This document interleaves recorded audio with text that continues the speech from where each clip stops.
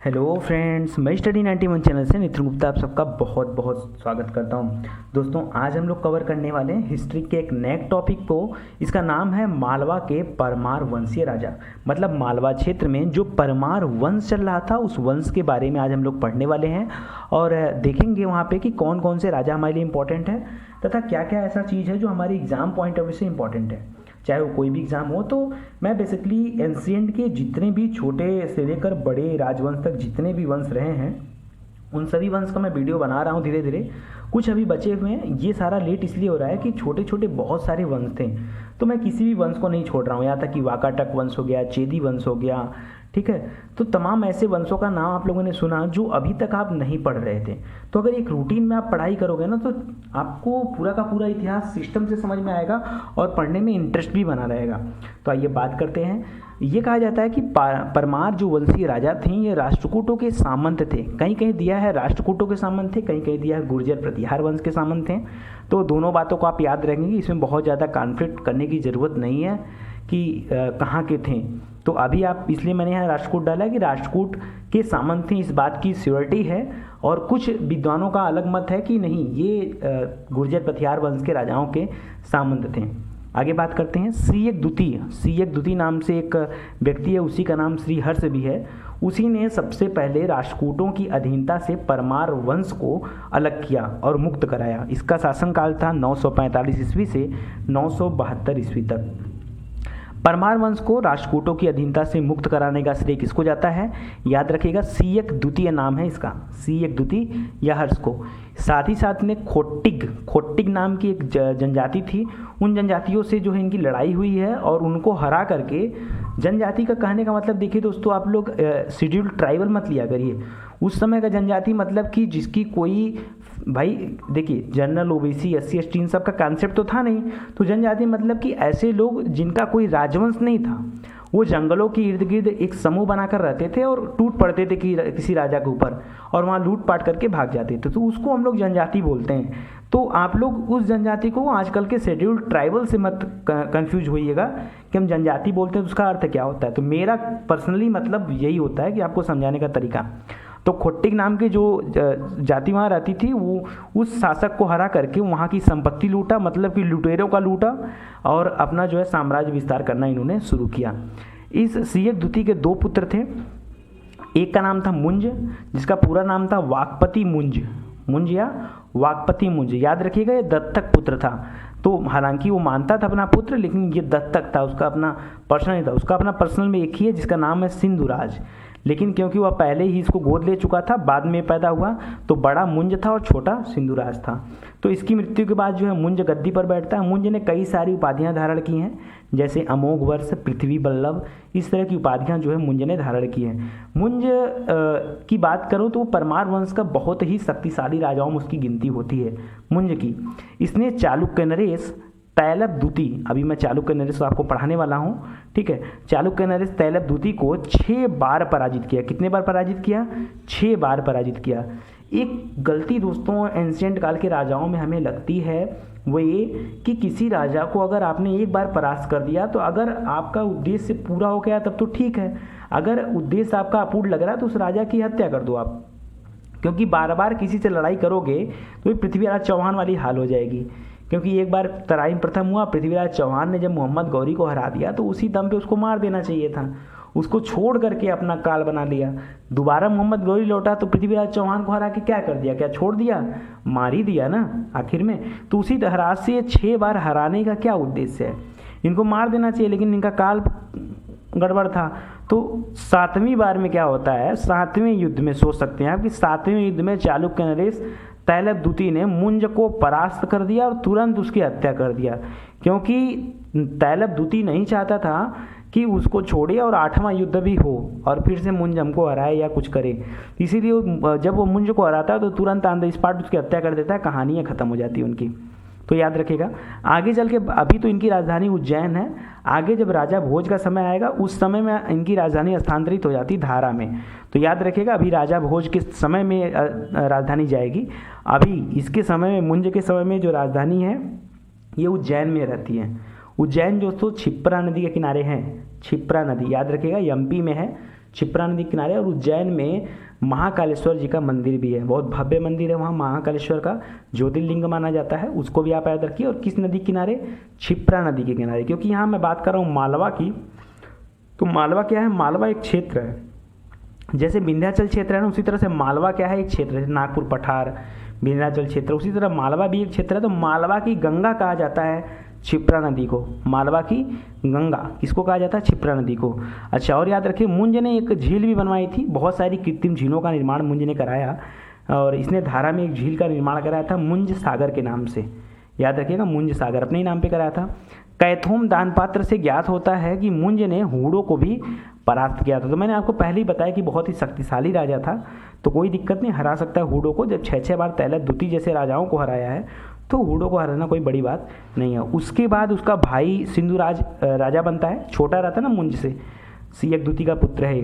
994 ईस्वी से लेकर के 1000 ईस्वी तक इसका राज रहता है सिंधुराज का। इसने जो उपाधि धारण की, इसका नाम है साहसांक और कुमार नारायण। जैसे ऊपर हमने देखा मुंज ने धारण किया था अमोघ वर्ष और पृथ्वी बल्लभ, उसी तरह से सिंधुराज की जो उपाधि थी ये थी साहसांक और कुमार नारायण। मुंज के यहाँ एक राजकवि रहते थे जिसका नाम था पद्मगुप्त। ये मुंज के यहाँ भी थे और सिंधुराज के यहाँ भी थे, क्योंकि देखिए मृत्यु तो राजा की होगी, राजा के साथ ऐसा थोड़े कि पूरे के पूरे दरबारियों की मृत्यु हो जाएगी। तो इसमें कोई शंका और संकोच वाली बात नहीं है कि एक ही सेनापति दोनों लोग के यहाँ हो, एक ही राजकवि दोनों लोग के यहाँ हो सकते हैं, अगर दोनों लोग में समकालीनता है तो हो सकते हैं। इसी पद्मगुप्त ने एक किताब लिखा है, बुक की रचना की, जिसका नाम है नव साहसांक चरितम। तो मैंने बताया कि यहाँ देखिए साहसांक भी इसकी उपाधि थी, तो इसी उपाधि के नाम पे ही इनका नाम ही था मतलब। तो नव साहसांक चरितम इन्होंने किताब लिखा, जिससे सिंधुराज के जीवन शैली का हमें पता चलता है। तो ये रहा कुछ यहाँ तक की कहानी। इसके बाद कहानी शुरू होती राजा भोज की। तो कई बार हम लोग सुने हैं राजा भोज के बारे में, कई बार नाम आप लोग सुनते हैं, तो आज इनकी कहानी हमें पढ़ने का मौका मिला, थोड़ा सा जानते हैं राजा भोज को। देखिए ये जो सारी हम पढ़ाई कर रहे हैं, ये अपने एग्जाम पॉइंट ऑफ व्यू से पढ़ाई कर रहे हैं। हालांकि किसी राजा के जीवन को 1 पेज या 2 पेज में दर्शा देना ये संभव नहीं है कि नहीं? पूरा जीवन भी रहा होगा ना उसका यार, 50-60 साल की बातें आप 1-2 साल में 1-2 पेज में कैसे लिख दोगे? तो अगर हम राजाओं की बात करेंगे तो 1-2 किताब से भी अधिक किताबें लग सकती हैं किसी राजा को डिफाइन करने के लिए। लेकिन क्योंकि हमें पढ़ना अपने एग्जाम पॉइंट ऑफ व्यू से, तो बहुत ज़्यादा हमें पीएचडी नहीं करनी है, बस उतना जानना है जितना हमारे लिए जानना अति आवश्यक हो, या जहाँ तक हमारा एग्जामिनर सोच सकता है उससे 1 कदम आगे हम लोग सोचेंगे, उससे 1 कदम आगे, उसके बराबर नहीं सोचना है, उससे 1 कदम आगे सोचेंगे। आइए बात करते हैं। राजा भोज की जो उपाधि थी वो उपाधि थी कविराज की। ऐसा क्यों? क्योंकि राजा भोज जो है ये राजा होने के साथ साथ बहुत ही विद्वान शासक था। विद्वान मतलब पढ़ाई लिखाई में विद्वान की बात कर रहा हूँ, खाली मारपीट में नहीं, ये युद्ध में खाली नहीं, यहाँ तक कि ये विद्वता इसके अंदर जो थी वो झलकती है। इसने बहुत सारी किताबों का वर्णन किया है, लिखा है किताबों को अपने हाथों से, इसलिए इनको कहा गया कविराज। और साथ ही साथ एक बात याद रखिएगा, इनके राज दरबार में दोस्तों 500 कवि रहते थे। हमने नवरत्नों का नाम सुना है, अष्टप्रधान का नाम सुना है, आपने सुना कभी किसी दरबार में 500 लोगों की सभा लगती हो डेली? वो थे राजा भोज। ऐसे नहीं, राजा भोज कोई नॉर्मल इंसान नहीं थे। सन 1000 से लेकर 1025 ईस्वी तक इनका शासन था। ध्यान दीजिएगा, सन 1000 जहाँ कहीं आपको दिखे, आपके दिमाग में तुरंत महमूद गजनवी की फ़ोटो बनना चाहिए, क्योंकि महमूद गजनवी 1000 में जो है भारत में एंट्री करता है, उथल पुथल मचाना शुरू करता है। तो इन्हीं का टाइम में चल रहा है। आइए शुरू करते हैं। यह परमार वंश के सबसे प्रसिद्ध राजा साबित हुए, क्योंकि इनके पहले मुंज था, मुंज के बाद जो है ये हुए सबसे प्रसिद्ध राजा, सबसे शक्तिशाली। इनकी गणना भारत के महानतम विद्वान नरेशों के रूप में की जाती है। उनके समय में राजनीतिक और सांस्कृतिक दोनों ही दृष्टि से परमार राज्य की बेशुमार प्रगति हुई, बहुत प्रगति हुई परमार राज्य की। राजा भोज खाली विद्वता उनकी जो है इसी में नहीं थी, पढ़ाई लिखाई में, इनकी विद्वता जो है युद्धों में भी थी। इन्होंने कल्याणी के चालुक्यों को हराया और सत्ता स्थापित की, और अनिलवाड़ा के चालुक्यों को भी हराकर अपनी सत्ता स्थापित की। लेकिन इनकी एक बार लड़ाई हुई चंदेल शासक विद्याधर से। मैंने आपको बताया था विद्याधर चंदेल शासक था। तो विद्याधर की कहानी मैंने आपको बताया कि विद्याधर जो है बहुत ही शक्तिशाली राजा था, अपने समय का पूरे भारत का सबसे शक्तिशाली राजा। यहाँ तक कि विद्याधर ने महमूद गजनवी को नाकोचने चबवा दिया। महमूद गजनवी ने 2 बार हमला किया। पहली युद्ध तो अनिर्णायक था, दूसरे युद्ध में महमूद गजनवी जान गया कि राजा विद्याधर को हराना मुश्किल ही नहीं नामुमकिन है। उन्होंने संधि कर लिया राजा विद्याधर से, और उसके बदले में 15 किला भी गिफ्ट किया महमूद गजनवी ने विद्याधर को, कि विद्याधर जी आप रखिए, आप अपने रास्ते रहिए, हम अपने रास्ते रहें, बस आप हमें परेशान ना करें, हम आपको परेशान ना करें। ठीक है, तो विद्याधर जो है बहुत ही शक्तिशाली राजा था। जब उनसे इनकी लड़ाई हुई तो उस लड़ाई में विद्याधर जीत गए, राजा भोज हार गए। ठीक है, तो इस तरह से याद रखिएगा, जो शक्तिशाली है भाई वो तो भाई है, राजा भोज भी थे लेकिन विद्याधर से ज़्यादा नहीं। राजा भोज ने 1008 ईस्वी में महमूद गजनवी के विरुद्ध जो शाही शासक आनंद पाल था, मैंने आपको कहानी बताया था जयपाल के बारे में। सबसे पहले कहानी शुरू हुई सुबुक्तगीन के बारे में। मैंने बताया कि सुबुक्तगीन की लड़ाई हुई थी जयपाल से। उस युद्ध में क्या हुआ कि सुबुक्तगीन हार गया और एक संधि होती है जयपाल और सुबुक्तगीन के बीच में कि सुबुक्तगीन कभी भारत में तुम मत आना लौट के। सुबुक्तगीन चला गया, अपने पिता का बदला लेने के लिए महमूद गजनवी फिर से भारत आया और लड़ाई किया जयपाल से। उस युद्ध में जयपाल हार जाता है। तभी तो जयपाल अपने पुत्र आनंद पाल को सत्ता सौंपता है और नदी में कूदकर आत्महत्या कर लेता है। कष्ट किस बात का? इस बात का कि जिसके पिता को मैंने हराया उसके पुत्र से मैं स्वयं हार गया। ये कहानी मैं आपको बता चुका हूँ। तो आनंद पाल को सत्ता संभाल के जब पिता चला जाता है, उनकी मृत्यु हो जाती है, तो उसको आनंद पाल को पता चलता है कि महमूद गजनवी आ रहा है हमसे लड़ाई करने। आनंद पाल ने 5 संयुक्त सेनाओं का गठन किया। उसी संयुक्त सेना में एक सेना राजा भोज की भी थी। उसी संयुक्त सेना में एक सेना किसकी थी? राजा भोज की भी थी। यानी परमार शासक यानी राजा भोज जो थे ये भी सहायता प्रदान किए थे किसको? आनंद पाल को। लेकिन उन 5 संयुक्त सेनाओं को हरा देता है कौन? महमूद गजनवी। तो ये आप याद रखिएगा। भोज के शासन के अंतिम दिनों में जब अंतिम समय चल रहा था तो ये जो चालुक्य नरेश थे ये अपना टीम बनाए।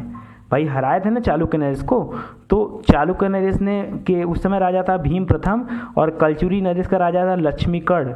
इन दोनों ने संधि किया और एक टीम बनाई और संयुक्त रूप से मिलकर आक्रमण कर दिया किसके ऊपर? मालवा के ऊपर। मालवा शासन था किसका? राजा भोज का। अब राजा भोज जो है का अंतिम समय चल रहा था, थोड़े से वृद्ध भी हो चुके थे और कमज़ोर हो चुके थे और इनके ऊपर आक्रमण करता है और राजा भोज के राज्य को खूब लूटता है। जो धारा राजधानी थी, धारा कहीं कहीं धारा दिया हुआ, कहीं धारा दिया हुआ, इस पर भी मत आप टिक्का टिप्पणी करिएगा। याद रखिए, धारा धारा दोनों याद कर लीजिए। तो धारा को लूटते हैं लोग और उसी युद्ध के दौरान जो है इनकी मृत्यु हो जाती है राजा भोज की। राजा भोज ने 2 बेहतरीन किताबें लिखी हैं जो कि बहुत प्रसिद्ध हैं, बहुत ज़्यादा प्रसिद्ध हैं। उस किताबों का नाम है, एक तो चिकित्सा शास्त्र के ऊपर लिखे हैं, उसका नाम है आयुर्वेद सर्वस्व। याद रखिएगा, राजा भोज ने चिकित्सा शास्त्र के ऊपर भी किताब लिखी जिसका नाम क्या है? आयुर्वेद सर्वस्व। इसके अलावा स्थापत्य शास्त्र के बारे में, मतलब इंजीनियरिंग पे किताब लिखा इन्होंने जिसका नाम है सम्रांगण सूत्रधार। सम्रांगण सूत्रधार। इसके अलावा बहुत सारी किताबें हैं जो आपके एग्जाम में पूछता है, जैसे विद्या विनोद। किसने लिखा है विद्या विनोद? राजा भोज ने। कंठाभरण सरस्वती, ये किताब तो बहुत बार आपसे एग्जाम में पूछता है, कंठाभरण सरस्वती, या कहीं कहीं सरस्वती कंठाभरण भी है, तो दोनों बात आप ध्यान दीजिएगा। ये भी राजा भोज ने। सिद्धांत संग्रह, योग सूत्रवृत्ति, राजमातैंड, युक्त कल्पतरु, चारु चर्चा, आदित्य प्रताप सिंह सिद्धांत, ये सारी किताबें जो हैं प्रसिद्ध किताबें हैं राजा भोज की। तो इसलिए आप इसको याद रखेंगे, राजा भोज की पूरी किताबों का नाम। यहाँ से जो आपके यहाँ एग्जाम में क्वेश्चन बनते ही बनते हैं। तो आप कभी ये मत सोचिए कि एग्जाम में क्वेश्चन क्या बनता है। एक बार आप पढ़ लोगे ना तो फिर आप हर एक एग्जाम के लिए एलिजिबल हो, चाहे वो IAS हो चाहे वो PCS हो। मतलब हिस्ट्री में अब इसके बाहर कुछ नहीं है। कोशिश करिएगा, एक बार देखिएगा क्वेश्चन सॉल्व करने की। भोज ने धारा नगरी का विस्तार किया और वहाँ पर एक भोजशाला भी बनवाया। भोजशाला क्या था? भोजशाला नाम का एक संस्कृत महाविद्यालय था, ठीक है। और उसी महाविद्यालय में एक सरस्वती की प्रतिमा की स्थापना भी की, जिस कहीं कहीं लिखा है सरस्वती, कहीं कहीं लिखा वाग्देवी। वाग्देवी भी बोला जाता है, सरस्वती जी का ही नाम है। तो दोनों याद रखिएगा। उनकी प्रतिमा भी स्थापित कराया इस भोजशाला में। इस भोजशाला की दीवार पर आज भी संस्कृत भाषा में श्लोक लिखे हुए हमको मिलते हैं प्रमाण के रूप में। जो किसने लिखवाया था? राजा भोज ने भी लिखवाया था। इसी काल में शिक्षा के मामले में महान केंद्र के रूप में उभरता है ये धारा। दोस्तों मैं बोल रहा हूँ आपसे बार बार कि धारा राजधानी थी इनकी राजा भोज की। पहले राजधानी परमार वंश की उज्जैन थी, बाद में राजा भोज के समय में राजधानी ट्रांसफर कहाँ हो गई? धारा। याद रखिएगा, धारा में मुंज ने मुंज सागर बनवाया था और इन्होंने भी धारा में क्या बनवाया? संस्कृत महाविद्यालय बनवाया। इन्होंने भी एक सागर बनाया जिसका नाम था भोज सागर, भोजसर सागर। भोजनगर नगर के नाम से धारा के पास ही एक नगर बनवाया, भोजनगर, और जो तालाब बना उसका नाम रखा भोजसर तालाब, ठीक है। और शिक्षा के बेहतरीन केंद्र के रूप में उभरा था ये, महान केंद्र के रूप में, क्योंकि यहीं पे थी संस्कृत महाविद्यालय। कहा जाता है कि राजा भोज के दरबार में 500 विद्वान रहते थे, 500 विद्वान। अपने आप में बहुत बड़ी बात थी। इनके मृत्यु पर कुछ विद्वानों ने कुछ इस तरह से वक्तव्य प्रयोग किया। देखिए, आद्यधारा निराधारा निरालंबा सरस्वती, फिर से सुनिए बात को, आद्यधारा निराधारा निरालंबा सरस्वती, यानी आज विद्या और विद्वान दोनों ही निराश्रित हो गए, मतलब एक दूसरे से मिल गए, विद्या और विद्वान, ठीक है, निराश्रित हो गए।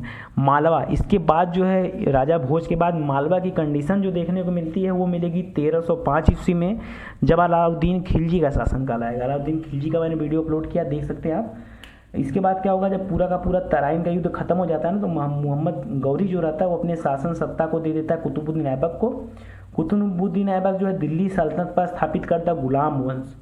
1206 से लेकर 1290 ईस्वी तक गुलाम वंश चलता है। आखिरी शासक हम लोग पढ़ते हैं कैमूर्स के बारे में 1290 में, वहीं सत्ता खत्म होती है। फिर आती है शासन खिलजी वंश का।